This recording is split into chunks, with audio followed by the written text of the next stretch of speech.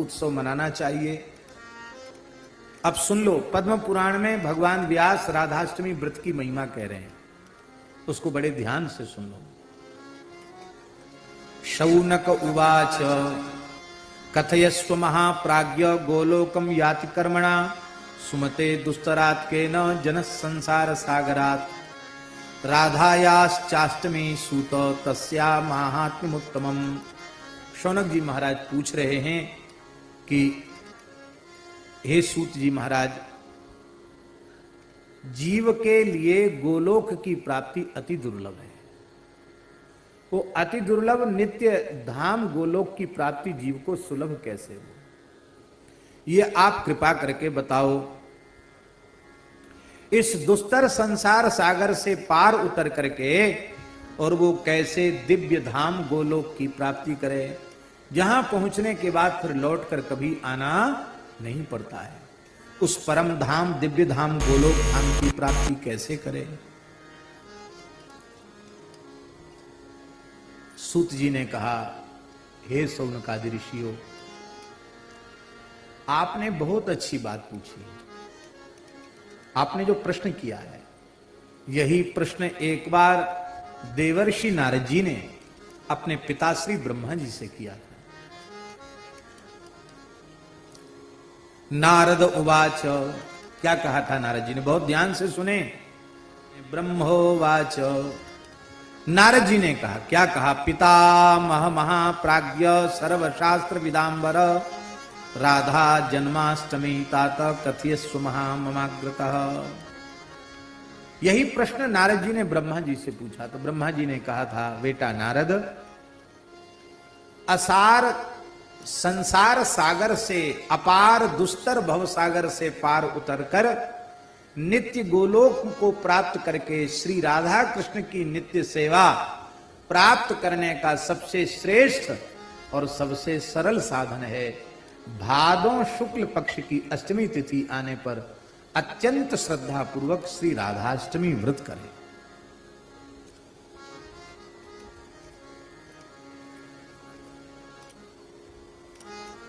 ब्रह्मोवाच, ब्रह्मा जी ने कहा, नारद जी ने कहा, महाराज आप कृपा करके उस राधाष्टमी व्रत की महिमा भी सुनाइए, उसका क्या पुण्य फल है। इस राधाष्टमी व्रत को पहले किसने किया था, और अकुर्वताम जनानाम ही किल्विषम किम भवेद द्विज, जो राधाष्टमी व्रत नहीं करते हैं उनको कौन सा पाप लगता, सो भी बता दो। दोनों बातें। केनैव तु विधानेन कर्तव्यम तद्व्रतं कदा कस्मात् जाता च सा राधा तन्मे कथय मूलतः। हे भगवान, किस विधि से राधाष्टमी का व्रत करना चाहिए और वह राधा रानी प्रकट कैसे हुई, उनके प्राकट्य की बात भी बताओ। ब्रह्मोवाच, श्री ब्रह्मा जी महाराज कह रहे हैं, राधाष्टमी व्रतम राधा जन्माष्टमी वत्स शृणुस्व सुसमाहिता कथयामि समासेन समग्रम हरिणा विना। राधाष्टमी,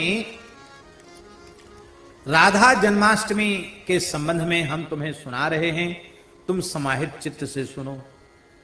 नारद जी कहते थे, महाराज विस्तार से सुनाओ। ब्रह्मा जी बोले, विस्तार से नहीं सुनाएंगे, समासेन, संक्षेप में सुनाएंगे। क्यों? भगवान के बिना राधा रानी के तत्व को और कोई दूसरा नहीं जान सकता, कोई दूसरा जान ही नहीं सके तो हम कहां से वर्णन करेंगे, संक्षेप में सुनाएंगे।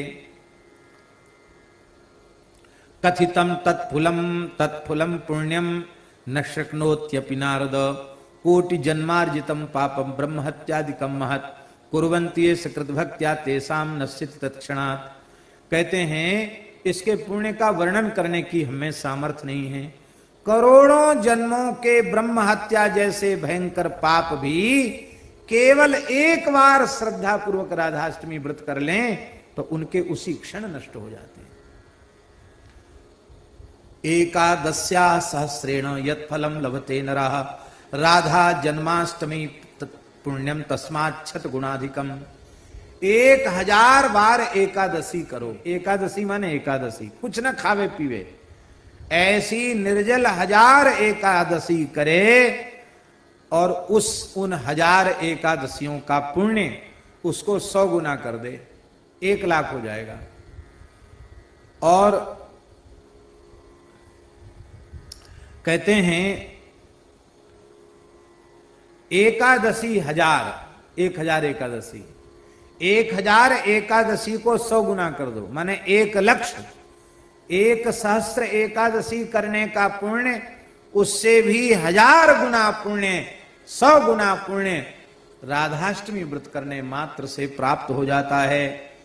स्वर्ण दान की बड़ी महिमा है, पर सुमेरु पर्वत के समान कोई स्वर्ण दान करे उससे जो पुण्य होता वो केवल राधाष्टमी के व्रत से हो जाता है। सकृत राधाष्टमी कृत्वा तस्मात् शत गुणाधिकम। सुमेरु पर्वत के दान से 100 गुना पुण्य राधाष्टमी जन्म महोत्सव पर व्रत करने का है। कन्यादान का भी बड़ा पुण्य शास्त्रों में कहा गया है। 1 सहस्त्र कन्याओं का दान करे, 1000 अत्यंत अभावग्रस्त परिवार की कन्याओं का विधिवत विवाह करे, उससे जो पुण्य होगा वह पुण्य केवल 1 बार राधाष्टमी व्रत कर लेने से हो जाता है। वृषभानुसुताष्टम्या तत्फलम प्राप्यते जनैः गंगादिषु च तीर्थेषु स्नात्वा तु यत् फलम भवेत् कृष्ण प्राण प्रियाष्टम्या फलम प्राप्नोति मानवः। गंगा आदि धरती की समस्त पवित्र नदियों में स्नान से जो पुण्य होता है उसका सैकड़ों गुना पुण्य केवल राधाष्टमी व्रत से हो जाता है। एतद् व्रतं तु यह पापी हेलया श्रद्धया पिवा करोति विष्णु सदनम गच्छेत कोटि कुलान्वितः। कहते कोई पापी मनुष्य बहुत श्रद्धा नहीं है उसकी, पर उसके द्वारा हो गया ये व्रत, तो कहते वह अपने कुलों के सहित भगवान के धाम में जाने का अधिकारी हो जाता है। पुरा कृतयुगे वत्स वर नारी सुशोभना।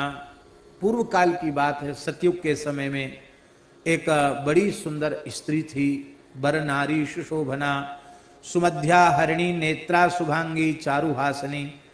बड़ी सुंदर मध्य भाग वाली, शुभांग वाली, पवित्र अंगों वाली, निर्दुष्ट अंग वाली और सुंदर हास्य वाली, हरिणी के समान नेत्र वाली एक बड़ी सुंदर सुकेशी चारु करणी, जो सुंदर केश और कर्ण वाली लीलावती नाम की एक परम दिव्य स्त्री थी, नारी थी। तया बहूनि पापानि कृतानि सुदृढ़ानि च। कई बार रूप भी हमारे पतन का कारण बन जाता है। उस स्त्री का वह उत्तम रूप, लीलावती नाम था उसका वह उत्तम रूप ही उसके पतन का कारण बन गया। उसने बहुत से पाप किए। एकदा साधना कांक्षी निश्चित पुरुतस्वतः। देखो 12 बरस में घूरे के दिन भी बदलते हैं। आखिर पाप कर्म करते करते इसके मन में एक बार ग्लानि हो गई। मन में आया कि अरे हमने ठीक नहीं किया, कितना दुर्लभ शरीर भगवान ने हमको दिया और हमने मनमाने कर्म करके। थोड़ा वैराग्य जगा उसको, लीलावती को वैराग्य जगा तो अपने नगर से बाहर की ओर वो आई, अपने नगर से बाहर आई। साधन कोई ऋषि मुनि महात्मा से हमको साधन मिले इस इच्छा से आई। और वहां आकर के उसने क्या देखा कि कुछ महात्मा लोग, वैष्णव लोग एक मंदिर में राधाष्टमी उत्सव मना रहे हैं। राधा कृष्ण के विग्रह का स्वरूप का सुंदर दूध दही घृत पंचामृत से अभिषेक कर रहे हैं और बड़ा सुंदर कलश आदि रख करके सुंदर उत्सव मना रहे हैं। तो उसको बड़ा आश्चर्य हुआ, वो विचार करने लगे कि क्या, उसके लिए तो नया था ये क्या हो रहा है। राधाष्टमी व्रत परा, राधाष्टमी व्रत परा सुंदरे देवतालय गंध पुष्पैर धूप दीपै वस्त्रै नाना विधि फलै। गंध पुष्प दीप दीप अनेक प्रकार के फलों से भक्ति पूर्वक श्री राधा रानी के श्री विग्रह का, राधाया मूर्ति उत्तमाम लिखा है महाराज जी इस पर। इसलिए इस तिथि पर घर में राधा रानी का स्वरूप, ठाकुर जी का जो स्वरूप है, उनका जरूर पंचामृत से विधिवत अभिषेक कराना चाहिए। सुंदर श्रृंगार करना चाहिए, सुंदर भोग धराना चाहिए। और फिर इसके बाद बधाई उत्सव करने भी लिखा हुआ है। क्या करना चाहिए? केचिद गायंत नृत्यंती पठंति स्तवमुत्तमम। कुछ नाच रहे हैं, कुछ गा रहे हैं, कुछ बजा रहे हैं, कुछ सुंदर सुंदर स्तोत्रों से राधा रानी की स्तुति कर रहे हैं। ताल वेणु मृदंगाश्च वादयन्ति चिके मुदा। कोई ताल तबला बजा रहे हैं, कोई बांसुरी बजा रहे हैं, कोई मृदंग बजा रहे हैं। प्रसन्न होकर के ऐसे लोगों को देख करके वह पहुंची और अत्यंत विनयान्वित होकर के उसने प्रणाम किया और उसने पूछा कि आप क्या कर रहे हो, आप कृपा करके बताओ। उसकी बात सुन करके उन वैष्णवों ने कहा, तुम वैष्णवा व्रत तत्परा। व्रत तत्पर वैष्णवों ने कहा, उन वैष्णवों का एक नया नाम दिया है यार, राधा व्रति न ऊचुहु। राधा व्रति वैष्णव वे बोले कि हे देवी, भाद्रे मासी सीताष्टम्याम जाता श्री राधिका यतः अष्टमी साध्य संप्राप्ताम कुर्वाम प्रयत्नतः। भादों के शुक्ल पक्ष में अष्टमी तिथि को श्री राधा रानी का जन्म हुआ है, इसलिए अत्यंत प्रयत्न पूर्वक हम लोग श्री राधाष्टमी व्रत कर रहे हैं, राधा जी का उत्सव मना रहे हैं। और देखो देवी, गोघात जनितम पापम स्तेयजम ब्रह्मघातजम परस्त्री हरणा चैव तथा च गुरुतल्पगम विश्वासघाततम चैव स्त्री हत्या जनितम तथा एतान्नाश्यन्त्यासु कृतायाश्चाष्टमी नृणाम।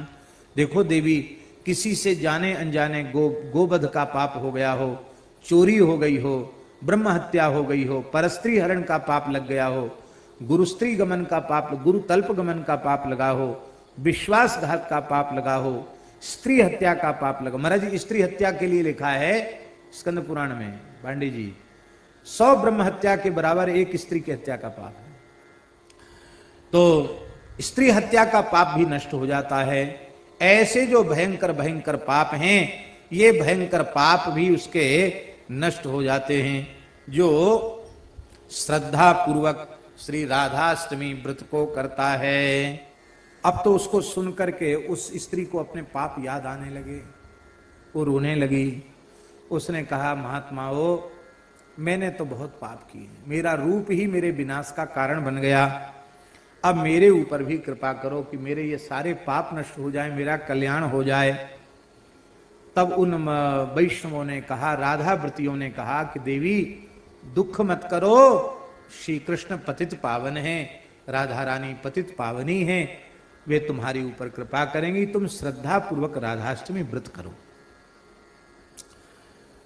अब तो प्रसन्न होकर उसने कहा कि मैं अवश्य राधाष्टमी व्रत करूंगी। तत्रैव व्रतवि सार्धं कृत्वा सा व्रतमुत्तमम। अभी उसने कुछ खाया पिया तो था ही नहीं, उसने निश्चय कर लिया और उनके साथ ही वो व्रत करने लगी।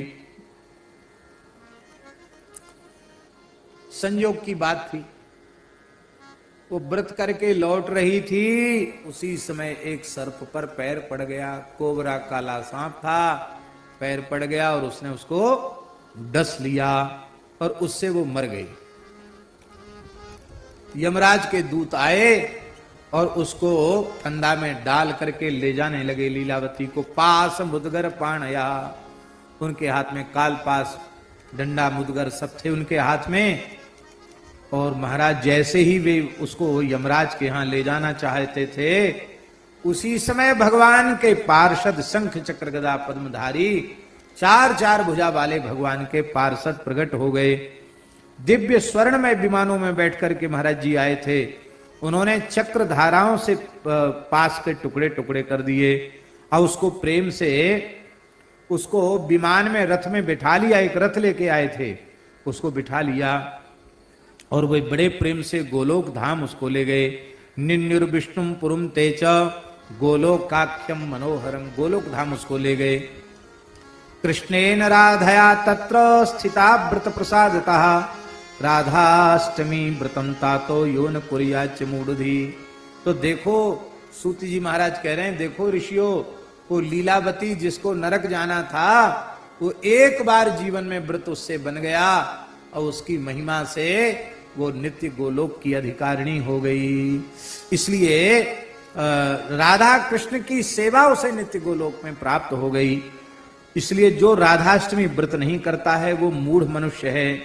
नरकान निष्कृतिर नास्ति कोटि कल्प शतैरपि, तो करोड़ों कल्पों तक भी नरक से उसका उद्धार नहीं होगा। और स्त्रियश्च यान कुर्वन्ति व्रत में तच्छुभ प्रदम, जो पुरुष नहीं करते उनको ये पाप लगता है, जो स्त्रियां नहीं करती उनको भी यही पाप लगता है।